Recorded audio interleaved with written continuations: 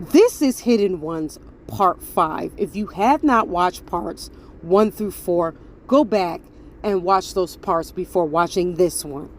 Okay, so we're going to continue to talk about the Elamites. Now, I talked about the Elamites in Part 4, but there were some things that I didn't mention in Part 4 that I want to mention in this particular part.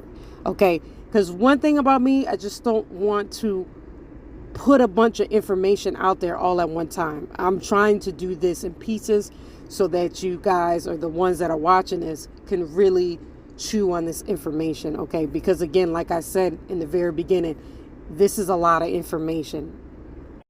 Okay, so we're going to start with the city of Susa. Remember when I told you guys in Part 4 that in order for us to find modern day Elam, or aka Persia, we have to look or locate the capital city, Susa. Okay, so if you watch Part 4, you should already know where Susa is located. Okay, and so in the King James Version, it doesn't say Susa. Instead, it says Strong's H, 7800, Shushan. Okay, so I'm going to prove that Shushan is the same place as Susa. All right, so here we are in Daniel chapter 8. Now, this is the King James Version. It says at the second verse, "And I saw in a vision, and it came to pass when I saw that I was at Shushan in the palace, which is in the province of Elam. And I saw in a vision, and I was by the river of Uli." Now that's King James. Let's go to NLT.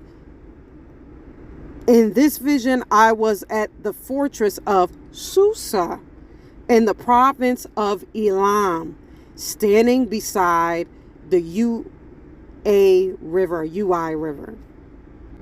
All right, so here we are at the blueletterbible.org.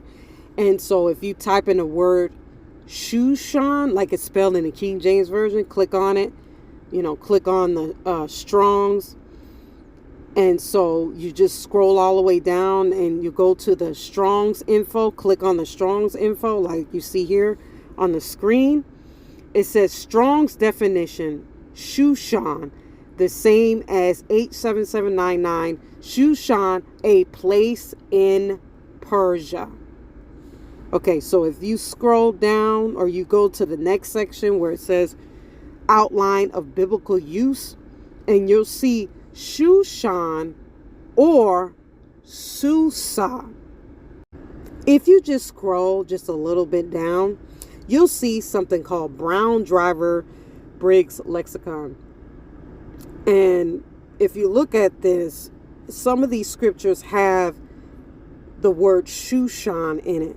Okay, so let's take a look where we can find the word Shushan.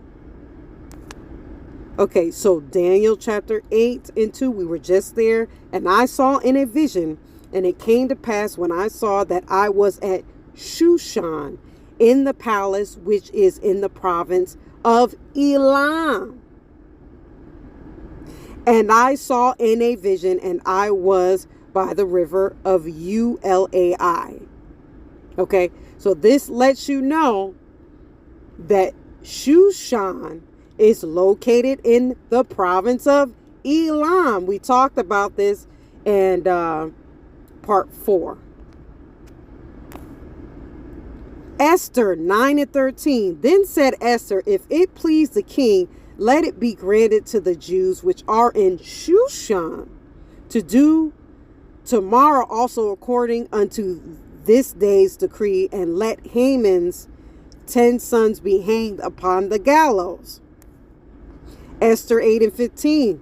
"And Mordecai went out from the presence of the king in royal apparel of blue and white, and with a great crown of gold, and with a garment of fine linen and purple.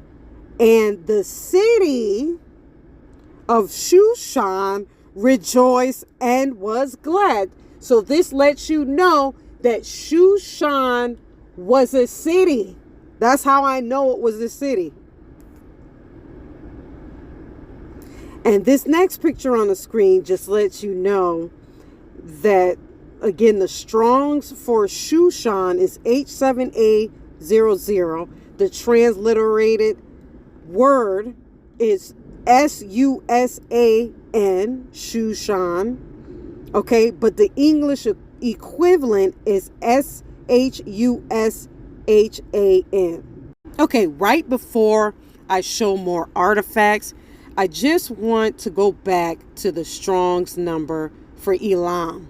Okay, so if you click on that, click on Strong's, and go where it says outline of biblical usage, it says Elam means eternity. So remember when I was talking about in part 4 about how some of the Shushan, warriors or archers or whatever like that, they were called immortals, and that's the reasoning behind it, because Elam also means eternity. Okay, so look at the screen. You'll see it is at the very bottom of the screen. Okay, so I just want to point out, when I showed you guys the artifacts before, I did not tell you exactly where they came from. I apologize for that. So going forward, if I show an artifact, I'm going to do my best to show you exactly where they come from. So I will say this: the artifacts that I have shown already, they originate from a palace in Shushan, or what we call Susa, in Iran, right? But these artifacts that I'm going to show you, they're currently being held in different locations. Let me say that again. Currently, these artifacts are being held, or I should say they are placed in different locations besides Iran. All right, now before I show you some more artifacts, and some of these pictures you've already seen before, I'm going to tell you to do your own research. Don't just take my word for it. Okay, so I'm going to tell you how to find this. So go to Google, type in Susa Wikipedia. Click on that, and then click on where it says Susa. And you should see this particular photo right here, or this page right here. All right. And then you're going to go down where it says history. Click on that. And then in your own time, you can read about the history there. All right. And so you're going to go down and you're going to see a set of pictures. This picture that you see on the screen right here is almost at the bottom of the page. So you got to scroll slowly, or if you don't, you're going to miss it. So right here, this is an artifact. Okay. So it says right here, Archer's Frieze from Darius' palace at Susa. Detail of the beginning of the frieze. So it's telling you what this artifact is. It's a detail of the beginning of the frieze. All right. If you click on Darius' palace, you'll get this, and you can read this information for yourself. All right. It says Palace of Darius at Susa. If we go back to the photo, right here, we click on details, we're going to get, what is a frieze. Right here, it tells you what a frieze is. All right. And so it'll give you more details. It tells you where the artifact can be found in the museum. Okay, it says the title of it is The Frieze of Archers, AOD 488. Where it says part of, it tells you the Palace of Darius in Susa. All right. And so again, you'll see date, dimensions, collection, and where it says collection, that's where the artifact is being currently held, in a museum in France. Okay. The Lavar Museum. All right. It says objects history. It says discovered in the palace of Darius. So that's proof telling you where it was discovered. It says place of discovery. Okay. Also, if you go down, if you look at this photo, you go down to where it says credit line. It says English, excavated by this person's name between 1885 to 1886. All right. And so that means they dug it out from the ground. Remember when I told you, or I don't know if I told you this, maybe not, but basically it was some parts were destroyed. The palace was destroyed by fire. Okay. And later on, I guess they tried to rebuild it or something like that. Okay, so anytime you see excavated, that means they dug it from the ground. All right. Also, you have references at the bottom. Also, if you want to, you can go and visit the museum's website. All right, so here's a little bit more information here about it.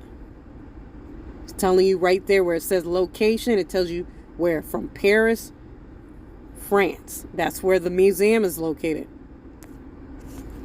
All right. This is a little bit about the museum.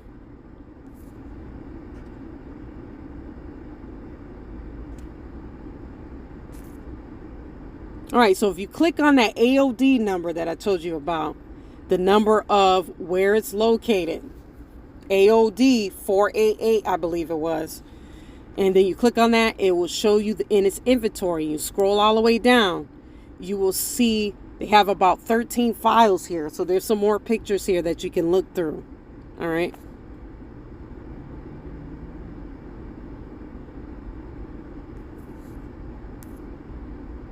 All right, and that's it for that.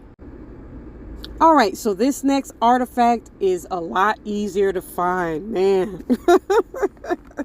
I know that's a lot. So in the future, it may be like that for some of these because they make it hard to find. Anyways, so for this particular one, this artifact is located at the British Museum. So what you're going to do, go to Google and type in British Museum Susa frieze. Okay, so when you click on that, this should pop up, and then click on frieze. It takes you right to the British Museum. All right. It tells you it's a frieze object type. It tells you the museum number. It gives you a little description. Glazed brick relief panel, sand, and lime mixture shows the standing figure of an archer facing right. He is wearing a richly decorated robe with a twisted fillet around his head, shoes with 3 pairs of long laces, gold bracelets, and plain annular earrings, and carried a spear with a spherical ferrule on the butt resting on one foot, and so on and so forth. If you keep on reading, you'll see at the bottom here, it says perhaps the immortals who form the king's personal bodyguards. Remember, we mentioned this in part 4. But immortals mean, remember what I said, Elam? Elam means eternity. So that's why you see the word immortals. Okay. Also, here's more information about it. All right.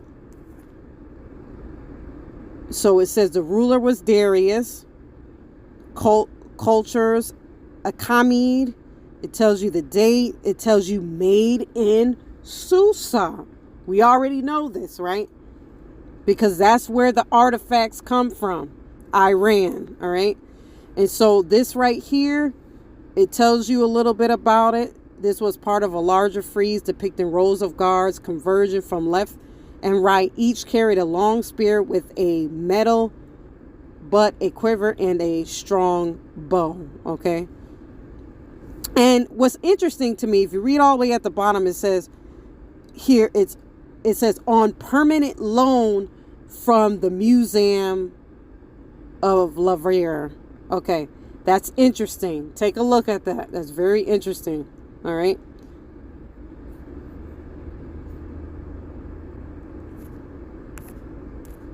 All right, so here's the actual artifact here.